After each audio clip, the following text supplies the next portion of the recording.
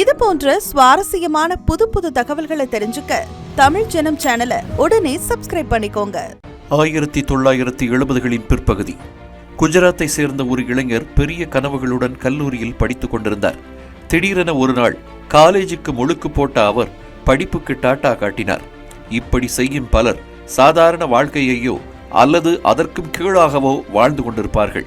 ஆனால் அந்த இளைஞர் இன்று ஆசியாவின் பெரும் பணக்காரர்களில் ஒருவர். அடிக்கடி செய்திகளில் அடிபடும் அவரது பெயர் கௌதம் அதானி. ஜெயின் சமூகத்தைச் சேர்ந்த சாந்திலால் அதானி சாந்தாபென் தம்பதிக்கு மகனாக 1962ஆம் ஆண்டு ஜூன் 24ஆம் தேதி குஜராத்தில் பிறந்தார் கௌதம் அதானி. அவரது தந்தை சாந்திலால் ஒன்றும் பெரிய பணக்காரர் அல்ல. சாதாரண ஜவுளி வியாபாரியான அவருக்கு மொத்தம் 8 குழந்தைகள். குஜராத்தின் வடக்கு பகுதியில் உள்ள தாரட் என்ற சிறிய நகரத்தில் வசித்து வந்த சாந்திலால் பிள்ளைகளின் எதிர்காலத்திற்காக அகமதாபாத்துக்கு இடம்பெயர்ந்தார். அங்கு பள்ளி படிப்பை முடித்த கௌதம் அதானி குஜராத் பல்கலைக்கழகத்தில் இளங்கலை வணிகவியல் படிப்பில் சேர்ந்தார். பொதுவாக கல்லூரி காலத்தை மிஸ் செய்ய யாரும் விரும்ப மாட்டார்கள். இன்னும் சொல்ல போனால் அதானி படித்துக் கொண்டிருந்த நேரத்தில் நம்மால் கல்லூரிக்கு போக முடியவில்லையே என்று ஏங்கியவர்கள் பலர். ஆனால் இதற்கு நேர் மாறாக சிந்தித்தார் அதானி. கல்லூரியில் காலத்தை செலவழிப்பதில் அவருக்கு விருப்பமில்லை. அந்த நேரத்தை இன்னும் சிறப்பாக பயன்படுத்த வேண்டும், பெரும் செயல்களை செய்ய வேண்டும் என்று நினைத்தார். அதன் விளைவாக 2ஆம் ஆண்டில் கல்லூரிக்கு குட் பை சொன்னார். சரி, தந்தையின் தொழிலை எடுத்து நடத்து என குடும்பத்தினர் கூற அதை ஏற்க மறுத்து பம்பாய்க்கு புறப்பட்டார். மகேந்திரா பிரதர்ஸ் நிறுவனத்தின் கிளையில் வைரங்களை கையாளும் பிரிவில் வேலை கிடைத்தது. வியாபார நுணுக்கங்களையும் சந்தையில் ஏற்படும் ஏற்ற இறக்கங்களை எப்படி கணிப்பது என்பதையும் படிப்படியாக கற்றுக்கொண்ட கௌதம் அதானி பின்னர் வைர வியாபாரத்தில் இறங்கினார். ஓராண்டு கடந்த பிறகு அதானியின் அண்ணன் அகமதாபாத்தில் பிளாஸ்டிக் தொழில் நிறுவனத்தை தொடங்கினார். அதில் இணைவதற்காக சொந்த ஊருக்கு வரும்படி கௌதமை அழைத்தார். அதன் மூலம் அதானியின் வாழ்க்கையில் பெரும் திருப்பம் ஏற்பட்டது. பிளாஸ்டிக் தொழிலுக்கு தேவையான PVCயை வெளிநாட்டில் இருந்து இறக்குமதி செய்து உலக சந்தைக்குள் நுழைந்தார் கௌதம் அதானி. 1988ஆம் ஆண்டு அதானி எக்ஸ்போர்ட்ஸ் எனும் குழுமத்தை ஆரம்பித்து தொழிலதிபர் என்ற கனவுக்கு அடித்தளமிட்டார். பின்னர் அந்த நிறுவனம் அதானி என்டர்பிரைசஸ் என்று மாறியது. தாராளமயமாக்கல் பொருளாதார கொள்கையை புரிந்து கொண்டு அதை பயன்படுத்தி வளர்ந்தார் அதானி. சென்னை மற்றும் பெங்களூருவில் உள்ள IT நிறுவனங்கள், பன்னாட்டு கம்பெனிகள், ஹைதராபாத்தில் உள்ள தகவல் தொழில்நுட்ப வளாகங்கள், மும்பையில் முளைத்திருக்கும் பெருநிறுவன கட்டடங்கள், pizza hut, Domino's, McDonald's, multiplex, iPhone என தாராளமயத்திற்கு பிறகு பல மாற்றங்கள் இந்தியாவில் ஏற்பட்டுள்ளதை நாம் அறிவோம். ஆனால் குஜராத்தின் நீண்ட நெடிய கடற்கரைகளையும் அதன் துறைமுகங்களில் ஏற்பட்டுள்ள மாற்றங்களையும் பற்றி தெரியுமா? அலைகள் ஆர்ப்பரிக்கும் அரபிக்கடலோரத்தில் உள்ள துறைமுகத்தில் இருந்துதான் அதானி என்கிற பில்லியனரின் வெற்றி கதை தொடங்குகிறது. அதானி என்டர்பிரைசஸ் நிறுவனத்தை ஆரம்பித்த பிறகு தம் வாழ்வில் எதற்காகவும் யாரையும் திரும்பி பார்க்கவில்லை அதானி. 1994இல் தமது கம்பெனியை பங்குச் சந்தையில் பட்டியலிட்டார். அப்போது 150 ரூபாயாக இருந்த அதானி குழும பங்கின் விலை 2020ஆம் ஆண்டு 75,000 ரூபாயை தொட்டது என்றால் அவரது வளர்ச்சியை கணக்கிட்டுக் கொள்ளுங்கள். 1995ஆம் ஆண்டு குஜராத்தின் முந்த்ரா துறைமுகத்தை நிர்வகிக்கும் ஒப்பந்தத்தை வென்றார். 8000 ஹெக்டேர் பரப்பளவில் அமைந்திருக்கும் அதானியின் முந்த்ரா துறைமுகம் நாட்டின் மிகப்பெரிய தனியார் துறைமுகமாக திகழ்கிறது. இந்தியாவின் மொத்த சரக்கு இயக்கத்தில் 1/4 பங்கை முந்த்ரா துறைமுகம் கையாள்வதாக தரவுகள் தெரிவிக்கின்றன.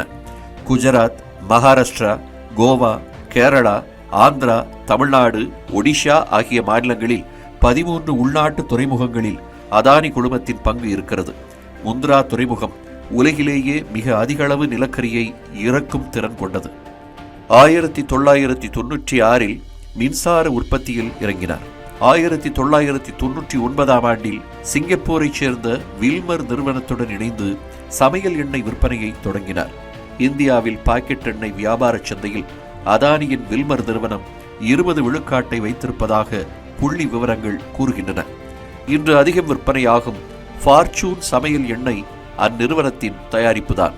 இது தவிர நுகர்பொருட்கள் துறையில் கோதுமை மாவு, அரிசி, பருப்பு வகைகள், சர்க்கரை உட்பட பல பொருட்களை உற்பத்தி செய்கிறது. 2001ஆம் ஆண்டில் சமையல் எரிவாயு விநியோகம் தொடங்கப்பட்டது. இயற்கை வளங்கள், போக்குவரத்து பாதுகாப்பு, புதுப்பிக்கத்தக்க ஆற்றல், ரியல் எஸ்டேட், நிதிச் சேவைகள், வீட்டு கடன் சேவைகள், விமான நிலைய நிர்வாகம், மெட்ரோ ரயில் சேவை, டேட்டா சென்டர் என கிடைத்த வியாபாரங்களில் எல்லாம் கால் பதித்தார் அதானி. இத்தனை வணிகங்கள் செய்தாலும் இன்று வரை அதானி சாம்ராஜ்யத்தின் மணிமகுடமாக விளங்குவது அவரது துறைமுகம் மற்றும் சிறப்பு பொருளாதார மண்டலங்கள்தான். துறைமுகங்களை சார்ந்தே மின்சாரம், மின் பகிர்மானம், ரயில்வே, சரக்கு போக்குவரத்து, நிலக்கரி சுரங்கங்கள் என பல தொழில்களை தொடங்கி தனது சாம்ராஜ்யத்தை வலுப்படுத்தியது அதானி குழுமம். அரசு ஏற்படுத்தி வைத்திருந்த கட்டமைப்புகளை மட்டும் நம்பியிருக்காமல் தமக்கென தனியே ரயில் பாதைகளையும் மின் நிலையங்களையும் அமைத்துக் கொண்டார் அதானி. நாட்டிலேயே சுமார் 300 கிலோமீட்டர் தொலைவுக்கு தனியார் ரயில் பாதையை கொண்டிருக்கும் நிறுவனம் அதானியுடையதுதான். இந்தியாவில் மிகப்பெரிய தனியார் அனல்மின் நிலையம் வைத்திருப்பதும் அதானி குழுமமே. குஜராத், மகாராஷ்டிரா, ராஜஸ்தான், கர்நாடகா, சத்தீஸ்கர் என பல இடங்களில் 10,000 மெகாவாட்டுக்கும் அதிகமான மின்சாரத்தை உற்பத்தி செய்யும் திறன் கொண்ட அனல் மின் நிலையங்களை வைத்திருக்கிறது அந்த நிறுவனம். அதற்கு தேவையான எரிபொருளுக்காக இந்தோனேஷியா, ஆஸ்திரேலியா போன்ற நாடுகளில் நிலக்கரி சுரங்கங்களை நடத்தி வருகிறார் அதானி. இந்தோனேஷியாவில் எண்ணெய், எரிவாயு மற்றும் நிலக்கரி போன்ற ஏராளமான இயற்கை வளங்கள் உள்ளன. எனினும் போதுமான உட்கட்டமைப்பு வசதிகள் இல்லாததால் அவற்றை சரியாக பயன்படுத்த முடியவில்லை. 2010ஆம் ஆண்டில் இந்தோனேஷியாவின் தெற்கு சுமத்ராவிலிருந்து நிலக்கரியை கொண்டு செல்ல $1.5 பில்லியன் மூலதன முதலீட்டை அதானி குழுமம் அறிவித்தது. அங்கு ரயில் திட்டத்தை செயல்படுத்த மாகாண அரசுடன் ஒப்பந்தம் செய்து கொண்டது. அதானி குழுமம் 50 மில்லியன் டன் கொள்ளளவு கொண்ட நிலக்கரி கையாளும் துறைமுகத்தை அமைக்கும் என்றும், தெற்கு சுமத்ரா தீவிலிருந்து நிலக்கரியை கொண்டு செல்ல 250 கிலோமீட்டர் தொலைவுக்கு ரயில் பாதையை அமைக்கும் என்றும் இந்தோனேஷியா முதலீட்டு வாரியம் அறிவித்தது. தொழிலுக்கு தேவையான மூலப்பொருளை பெற அதானி மேற்கொண்ட இந்த நடவடிக்கையை ஃபோர்டு மோட்டார் கம்பெனி நிறுவனர் ஹென்றி ஃபோர்டின் செயல்பாட்டுடன் ஒப்பிட்டு பிரபல பத்திரிகை செய்தி வெளியிட்டது. எப்படி ஹென்றி ஃபோர்டு ரப்பர் தோட்டத்தை வாங்கி தமது தேவையை பூர்த்தி செய்து கொண்டாரோ அதே போல அதானியும் செயல்படுகிறார் என அந்த பத்திரிகை குறிப்பிட்டது. சூரிய ஆற்றலையும் அதானி விட்டு வைக்கவில்லை. இந்தியாவிலேயே அதிக அளவில் சோலார் மின்சாரத்தை தயாரிக்கும் நிறுவனங்களில் தாங்கள்தான் நம்பர் 1 என்கிறது அதானி குழுமம். ராமநாதபுரம் மாவட்டம் கமுதியில் 2500 ஏக்கர் பரப்பளவில் உலகின் மிகப்பெரிய சோலார் உற்பத்தி நிலையத்தை அமைத்திருக்கிறார் கௌதம் அதானி. 2005ஆம் ஆண்டில் இந்திய உணவுக் கழகத்துடன் இணைந்து சிலோஸ் எனப்படும் பெரும் தானிய சேமிப்பு கிடங்குகளை அமைக்க தொடங்கியது அதானி குழுமம். அவற்றிலிருந்து விநியோக மையங்களுக்கு உணவு தானியங்கள் கொண்டு செல்லப்படுகின்றன.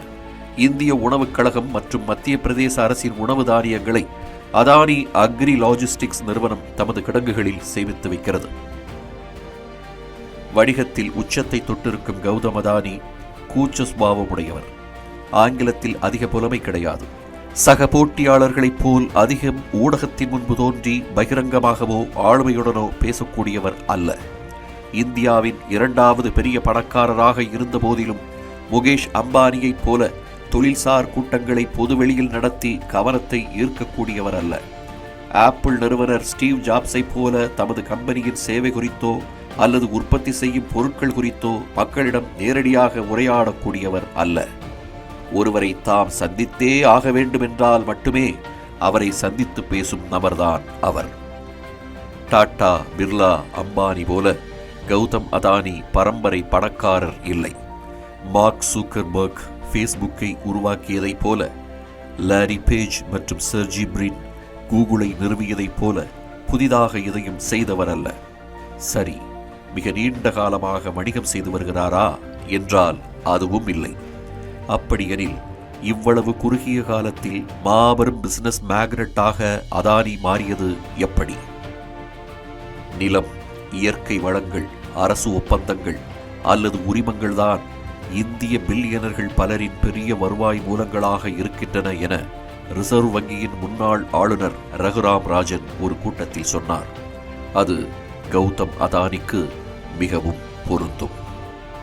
1998ஆம் ஆண்டு ஜனவரி 1ஆம் தேதி அகமதாபாத்தில் உள்ள கருணாவதி கிளப்பில் இருந்து புறப்படுவதற்காக தமது நெருங்கிய நண்பர் சாந்திலால் பட்டேலுடன் காரில் ஏறினார் கௌதம் அதானி. அப்போது ஒரு இருசக்கர வாகனம் அவரது வண்டிக்கு முன்பு வந்து நின்றது. அருகில் ஒரு மாருதி வேனும் இருந்ததால் அதானியால் காரை எடுக்க முடியவில்லை. திடீரென வேனுக்குள்ளிருந்து வெளியே வந்த 6 பேர் துப்பாக்கி முனையில் அதானியை கடத்திச் சென்றனர். 2 நாட்களுக்கு பிறகு அவர் பத்திரமாக வீடு திரும்பினார். இந்த விவகாரம் தொடர்பாக அகமதாபாத் காவல்துறையினர் வழக்கு பதிவு செய்தனர். கௌதம் அதானியை போலீஸ் மீட்டதா, அல்லது அவராக தப்பி வந்தாரா, அல்லது பணம் கொடுத்ததால் விடுவிக்கப்பட்டாரா என்பது குறித்து பல்வேறு தகவல்கள் சொல்லப்பட்டாலும் அவர் எப்படி திரும்பி வந்தார் என்பது பற்றி தெளிவான விவரங்கள் இல்லை. தாதா பப்லு ஸ்ரீ வஸ்தவா பின்பற்றும் பாணியில்தான் அதானி கடத்தப்பட்டார். அவரை மீட்பதற்கு 5 கோடி ரூபாய் கொடுக்கப்பட்டதாக ஒரு பேச்சு உண்டு. கடத்தல் வழக்கு நீதிமன்றத்தில் விசாரிக்கப்பட்ட போது சாட்சி சொல்ல அதானி வரவில்லை. உரிய ஆதாரம் இல்லாத காரணத்தால் குற்றம் சாட்டப்பட்ட அனைவரும் விடுவிக்கப்பட்டனர். இதேபோல் மற்றொரு அபாயத்திலும் சிக்கியிருக்கிறார் அதானி. 2008ஆம் ஆண்டு நவம்பர் 26ஆம் தேதி மும்பையில் உள்ள பிரபல நட்சத்திர விடுதிகள், ஜிஎஸ்டி ரயில் நிலையம் உள்ளிட்ட இடங்களில் பாகிஸ்தான் பயங்கரவாதிகள் தாக்குதல் நடத்தினர். கண்ணில் பட்டவர்களையெல்லாம் தீவிரவாதிகள் சுட்டுக் கொன்ற நிலையில் அவர்களின் கட்டுப்பாட்டில் இருந்த தாஜ் நட்சத்திர விடுதியில் அதானியும் சிக்கியிருந்தார். துபாயிலிருந்து மும்பை வந்த நண்பர்களை சந்தித்த அதானி பிறகு அங்கிருந்து புறப்பட்டார். அப்போது மீண்டும் ஒரு கூட்டத்தை நடத்தலாம் என நண்பர்கள் கூறியதால் அங்கேயே தங்கினார். ஒரு கோப்பை காஃபியுடன் கூட்டத்தை தொடங்கிய போது ஹோட்டல் மீது பயங்கரவாதிகள் தாக்குதல் நடத்திய தகவல் அதானிக்கு தெரிய வந்தது. சில நிமிடங்களில் நட்சத்திர விடுதி ஊழியர்கள் பின்கதவு வழியாக அதானியை சமையலறைக்கு அழைத்துச் சென்றார்கள். அங்கு பாதுகாப்பாக வைக்கப்பட்டிருந்த அவர் மறுநாள் காலை பாதுகாப்பு படை வீரர்களால் மீட்கப்பட்டார். இந்நிகழ்வு குறித்து பேட்டி ஒன்றில் பேசிய அதானி, அன்றைக்கு மீண்டும் ஒரு கூட்டம் நடக்காமல் இருந்திருந்தால் நான் பால்கனியில் உலவிக் கொண்டிருந்திருக்கலாம். ஒருவேளை அது எனக்கு மரணத்தை ஏற்படுத்தி இருக்கலாம் என்றார். மும்பை தாக்குதல் கொடுத்த அனுபவத்தால் தானோ என்னவோ 2015ஆம் ஆண்டுக்கு பிறகு இராணுவத்திற்கு பாதுகாப்பு உபகரணங்கள் வழங்கும் பணியை தொடங்கினார் அதானி. 2019இல் விமானத்துறையில் கால் பதித்தார். அகமதாபாத், லக்னோ, மங்களூரு, ஜெய்ப்பூர், கவுஹாத்தி, திருவனந்தபுரம் ஆகிய விமான நிலையங்களை கவனிக்கும் பொறுப்பு அதானி குழுமத்திடம் இருக்கிறது. 50 ஆண்டுகள் இந்த விமான நிலையங்களை நிர்வகிக்கும் அதானி குழுமம் அவற்றை மேம்படுத்தும் பணியிலும் ஈடுபடும். ஒரு நிறுவனமோ அல்லது அரசியல் கட்சியோ அதன் முகமாக ஒருவர் இருப்பார். ஆனால் அவருக்கு பின்னால் பலர் இருப்பார்கள். அப்படி அதானி நிறுவனத்தின் முகமாக இருப்பது கௌதம் அதானி என்றாலும் அவருக்கு உறுதுணையாக வெளியில் தெரியாமல் பலர் இருக்கிறார்கள். அவர்களில் முக்கியமானவர் கௌதமின் சகோதரர் மஹாஷூக் அதானி.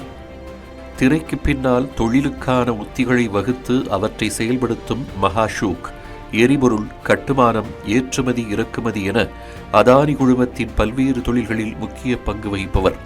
ஊடக வெளிச்சத்தை அதிகம் விரும்பாத மஹாஷூக் அதானி தொழில் வட்டாரத்தில் நன்கு அறியப்பட்டவர். கௌதம் அதானிக்கும் மஹாஷூக் அதானிக்கும் தனிப்பட்ட முறையிலும் தொழில் ரீதியாகவும் நெருங்கிய பிணைப்பு உண்டு. குழுமத்தை விரிவுபடுத்துவதில் கௌதம் அதானி கவனம் செலுத்தினால் அவரது திட்டங்களை செயல்படுத்துவதிலும் எந்த சிக்கலும் இல்லாமல் நிறுவனத்தை நடத்திச் செல்வதிலும் மஹாஷூக் கவனம் செலுத்துவார்.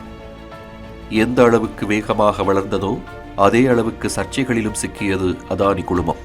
2010ஆம் ஆண்டு சுங்கவரி ஏய்ப்பு செய்ததாக கௌதமின் சகோதரரும் அதானி குழும நிர்வாக இயக்குநருமான ராஜேஷ் அதானி கைது செய்யப்பட்டார்.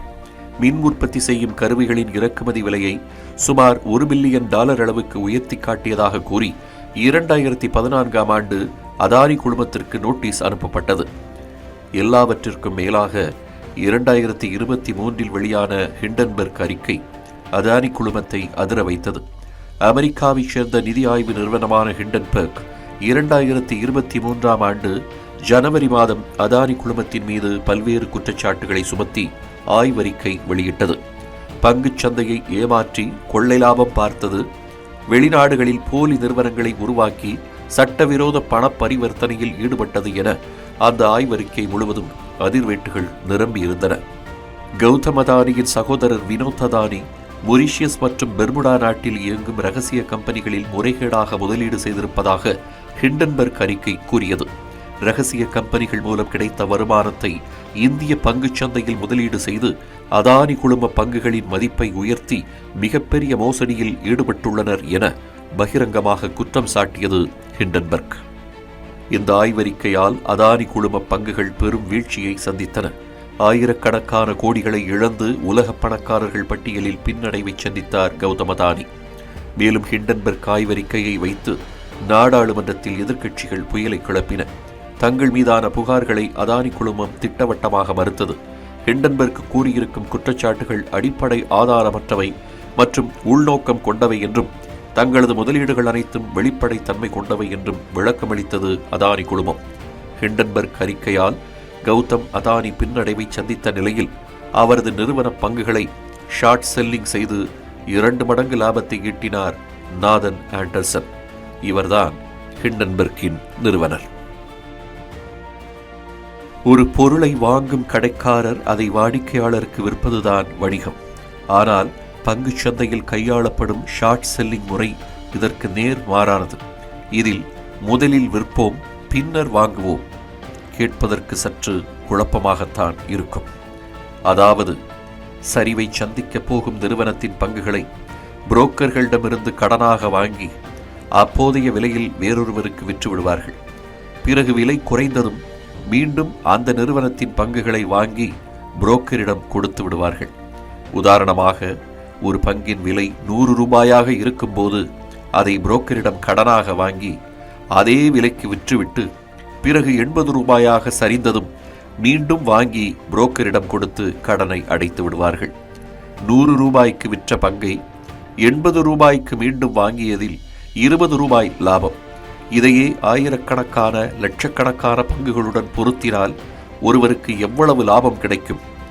அப்படி அதானி நிறுவனத்தின் பங்குகளை ஷார்ட் செல்லிங் செய்து கொள்ளை லாபம் பார்த்திருக்கிறார் நாதன் ஆண்டர்சன். நல்ல நிலையில் இருக்கும்போது அதானி குழும பங்குகளை கடனாக வாங்கி விற்றுவிட்டு பிறகு தமது நிறுவனத்தின் அறிக்கை மூலம் சரிவை ஏற்படுத்தி விலையை குறைத்து அதன் மூலம் பெரும் லாபத்தை ஈட்டியிருக்கிறார் என்பது நாதன் ஆண்டர்சன் மீது வைக்கப்படும் குற்றச்சாட்டு. எது எப்படியோ அதானி உள்ளிட்ட சில கம்பெனிகளை தங்கள் ஆய்வறிக்கை மூலம் ஆட்டி படைத்த ஹிண்டன்பர்க் நிறுவனம் தற்போது மூடப்பட்டுவிட்டது. பெரும் கோடீஸ்வரர்களின் வீட்டு விசேஷங்கள் பிரம்மாண்டமாக நடைபெறுவது வழக்கம். அதற்கு அண்மைக்கால உதாரணம் ரிலையன்ஸ் குழும தலைவர் முகேஷ் அம்பானியின் மகன் ஆனந்த் அம்பானியின் திருமணம். கல்யாணம் நடப்பதற்கு ஓராண்டுக்கு முன்பிருந்தே கொண்டாட்டங்கள் தொடங்கிவிட்டன. உள்ளூர் தொடங்கி உலக பிரபலங்கள் வரை அம்பானி வீட்டு திருமணத்தில் பங்கேற்றார்கள். மணமகன் ஆனந்த் அம்பானியின் தாய் நீட்டாவும் அண்ணி ஷிலோகாவும் தலா 500 கோடி ரூபாய் மதிப்புள்ள நெக்லஸை அணிந்திருந்தனர்.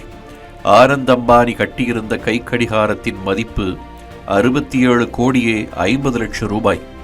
இப்படி ஆடம்பரமாக நடைபெற்ற திருமணத்திற்கு ஆன மொத்த செலவு 5000 கோடி ரூபாய். இங்கிலாந்து இளவரசர் சார்ல்ஸ் டயானா திருமணத்திற்கு ஆன செலவை விட இது அதிகம். தமது வீட்டு சுப நிகழ்ச்சியை இவ்வளவு சிறப்பாக முகேஷ் அம்பானி நடத்திய நிலையில் அவரது தொழில் போட்டியாளரான கௌதம் அதானி தனது இளைய மகன் ஜீத்தின் திருமணத்தை மிக எளிமையாக நடத்தி ஆச்சரியப்பட வைத்தார். பிரபல வைர வியாபாரி ஜெயின் ஷாவின் மகள் திவாவுக்கும் ஜீத்துக்கும் குஜராத் மாநிலம் அகமதாபாத்தில் ஜெயின் பாரம்பரிய முறைப்படி திருமணம் நடைபெற்றது. இதில் இரு குடும்பத்தின் நெருங்கிய உறவினர்கள் மட்டுமே கலந்து கொண்டனர்.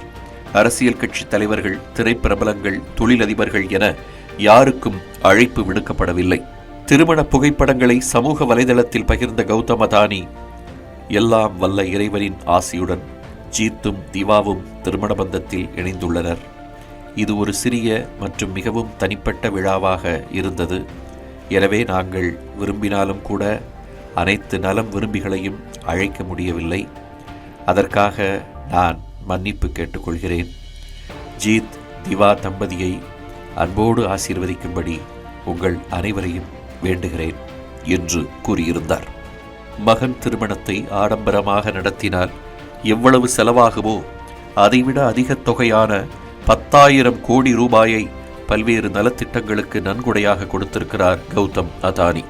சுகாதாரம், கல்வி, திறன் மேம்பாடு போன்றவற்றிற்கு இந்த நிதி பயன்படுத்தப்படும் என அவர் தெரிவித்துள்ளார். மேலும் 21 மாற்றுத்திறனாளி பெண்களுக்கு அதானி குடும்பத்தினர் திருமணம் செய்து வைத்தனர். இனி ஆண்டுதோறும் 500 மாற்றுத்திறனாளி பெண்களுக்கு தலா 10 லட்சம் ரூபாய் செலவில் திருமணம் செய்து வைக்கப்படும் என தெரிவிக்கப்பட்டிருக்கிறது. சாதாரண தொழிலாளி தமது குழந்தையை எப்படி வளர்ப்பாரோ அப்படியே தாமும் செயல்பட்டதாக கூறியிருக்கும் கௌதம் அதானி தமது செல்வத்தை வெற்று ஆடம்பரங்களுக்காக வாரி இறைக்காமல் நல்ல காரியங்களுக்கு கொடுத்திருப்பது வரட்டு கௌரவத்திற்காக வீண் செலவு செய்பவர்களுக்கு முக்கியமான பாடம்.